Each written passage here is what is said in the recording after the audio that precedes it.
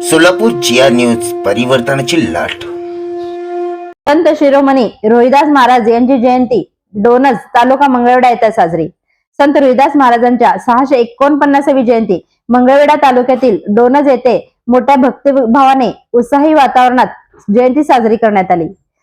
यावेळी प्रमुख पाहुणे म्हणून संत रोहिदास सामाजिक संघटनेचे संस्थापक अध्यक्ष विठ्ठलभाऊ वनमारे, जिल्हाध्यक्ष प्रदीप घागरे, सोलापूर शहराध्यक्ष बाळासाहेब सुरोसे, संत रोहिदास मध्यवर्ती जयंती उत्सव समितीचे कार्याध्यक्ष रविकांत रांजणीकर, विठ्ठल कांबळे, सुमैया लतीफबाई तांबोळी, महावीर आप्पा टेंगिल, अशोक केदार, अशोक कळी आदी मान्यवर उपस्थित होते।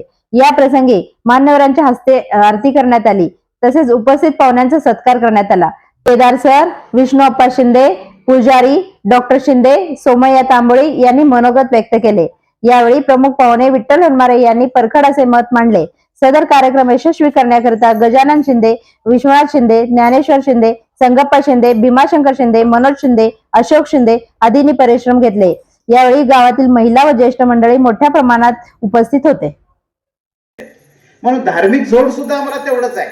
मग आध्यात्मिक जोड मधनं आता क्रांतीचं पाऊल आपल्याला पुढे जायचं आहे। आपले मुलं आता शेतामध्ये एकटा काम करत असेल तर दुसरा नोकरीच केला पाहिजे, ह्या भूमिकेतून आपल्याला मुलांना शिकवायचं आहे।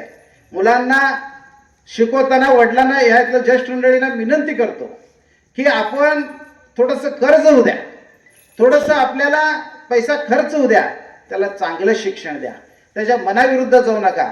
त्यांनी काय शिकणार आहे, त्यांनी काय प्रगती करणार आहे, चांगल्या गोष्टीचा विचार करा, चार चौघात बसा, त्यानंतर त्याला शिक्षणासाठी खर्च करा, त्याचं परतफेड तो नक्की तो मुलगा करेल, ह्याची मी ह्या ठिकाणी खात्री देतो।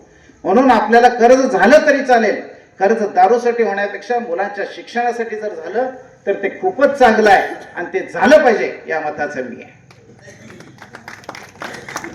आपण रोहिदास महाराजच्या जयंतीनिमित्त इथून काय घेऊन गेलो तर तरी सर्वांनी विचार करावा की आपण आजपासून व्यसन थोडंसं बंद करावं, व्यसनापासून आपण दूर राहावं।